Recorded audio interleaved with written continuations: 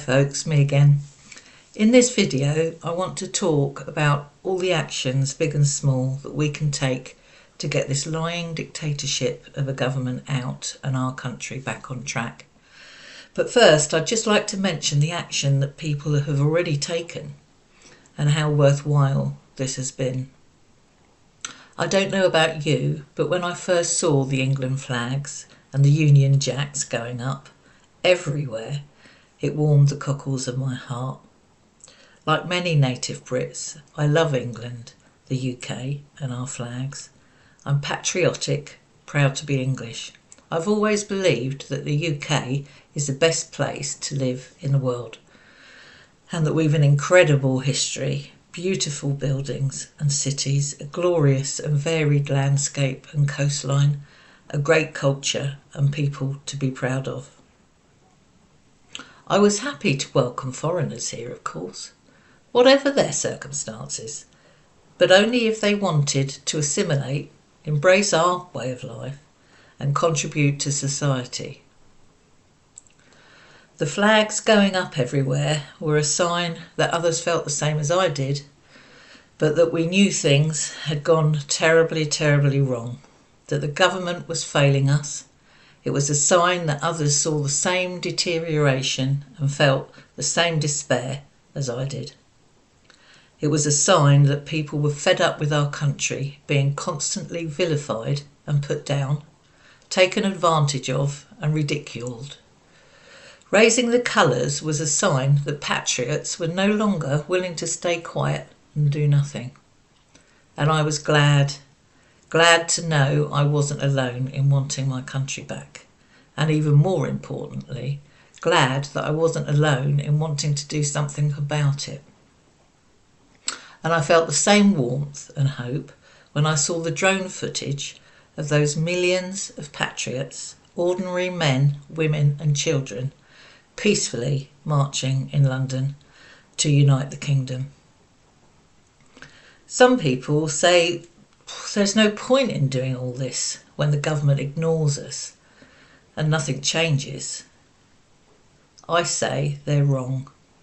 Much has changed and has been achieved. It's made millions of us feel better to know we're not alone, and it's made millions feel more able to stand up for their country and to stand strong against Starmer's damaging and idiotic policies. It's given millions back their hope. Sometimes taking non-violent action is far more effective than talk. It worries me that some lads are even risking their lives or arrest to expose what is going on in France with the illegal migrants coming by boat. They are taking non-violent action to stop migrants crossing. These lads are taking the action that the French authorities are paid millions of pounds of taxpayers' money to do. Like our government, the French authorities are failing us, and despite all we did for them in the 2 world wars. Our men are very brave. Thank you, lads. Please stay safe out there. So to every single one of you that has raised a flag, the St. George's Cross, St. Andrew's Cross, the Red Dragon, the Tricolour, or the Union Jack, I thank you. To every patriot who has organised or attended a peaceful march or demonstration, I thank you. And to anyone that has done anything to stand up for our country, big or small, I thank you from the bottom of my heart. Talking about things and spreading the word and messages, information is great too, of course. It increases awareness, reassurance and hope. And even if you only convince one person to take their head out of the sand, that's one more person who will be on the right side of history. But I just want to talk now about what action us Brits can take, however small, that can help to get Labour out as soon as possible. We need to stand united against their policies and against the communist dictatorship of this Labour government. If pushing through policies and mandatory requirements against the will of the people isn't a dictatorship, well then I'd like to know what is. Did you vote for digital ID? I certainly didn't. Did you vote for illegal migrants to be housed in expensive hotels at the taxpayer's expense when you can't even afford a holiday in one yourself? Or does the government have your mandate for building hundreds of thousands of houses across our green and pleasant land to house young men that have come here illegally? Or pay millions of taxpayers' money to give away our territories to other countries? No, I thought not, me neither. Native Brits with common sense and goodness in their hearts are many. If we stand together against this government and their policies, we can make a big difference and even force a general election. Please do what you can, however small. Many smalls come together and make humongous. We all count, and so does every little action we take. I've already mentioned the Great British National Strike taking place in February, and I'm hoping that all can join in will do so. I'll just mention a few other things now that we can do to stand up against Labour and the globalist elite. If you can think of anything else, however small, please comment below. I'll number these points as I go so they're easier to refer to in the comments. 1. Signing relevant petitions to force discussion in Parliament. Every petition with over 10,000 signatures has to be answered, and every petition with over 100,000 signatures has to be debated. If nothing else, petitions get noticed. 2. Contacting your councillors and MPs with your concerns as much as possible, whatever party they are. This will let them know how their voters feel, and if they want to be re-elected, they'll take notice, even Labour. 3. It is imperative that we stop the rollout of enforced digital ID. I'll explain why in a future video. At the moment, we can refuse to engage with our digital ID, so don't give your biometrics to sign in to any government app or website login such as OneGov. They cannot have your biometrics without your consent, and there should be alternative ways to provide ID. Stand your ground. If you go abroad and they want your biometrics to let you in or out of a country, I think you can refuse, as your passport should still be accepted legally. Perhaps somebody in the know could clarify this point in the comments. It would be helpful. Thank you. 4. Make freedom of information requests to your council about any matter that concerns you. Many councils are using council taxpayers' money to support and pay for things that you may not want, agree with, or things you don't even know about. Let your objections be known. I recently found out from a freedom of information request that my council spent thousands of pounds on things that I do not think are appropriate, nor even wanted or needed by local council taxpayers. I will be asking them to supply an explanation. Isn't council tax supposed to be for local services and amenities for all residents? And if it isn't, why isn't it? 5. Use and embrace cash rather than digital or card payments where possible.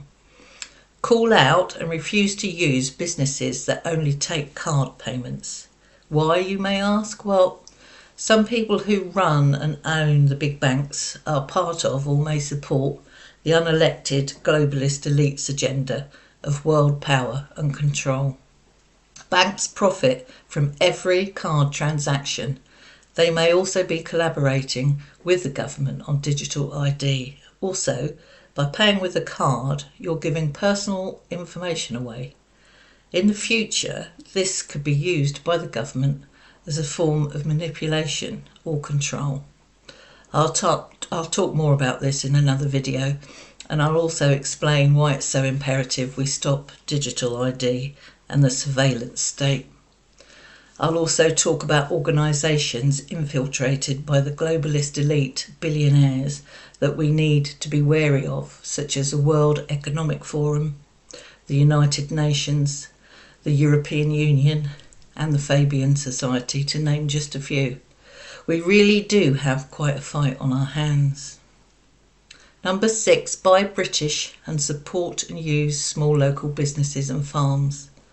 Make sure your meat supplier does not sell religiously slaughtered, non-stunned meat, such as halal or kosher. This way of slaughtering animals is barbaric and definitely not a practice that any animal-loving Brit would agree to. Try to stop or reduce your purchases of cheap, mass-produced products and plastics, particularly from China. Number 7, support and use, where possible, building societies rather than banks. Complain about the closure of any local bank branches.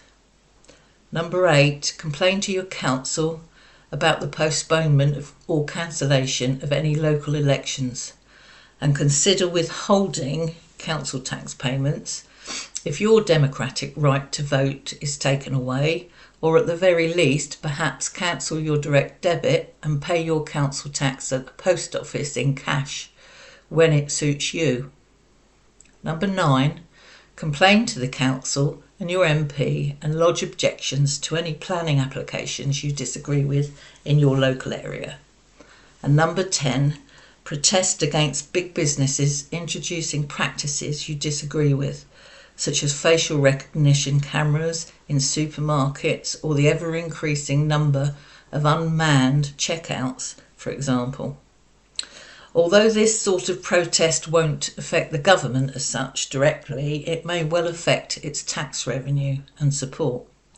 And refusing to scan your own purchases might give someone a job.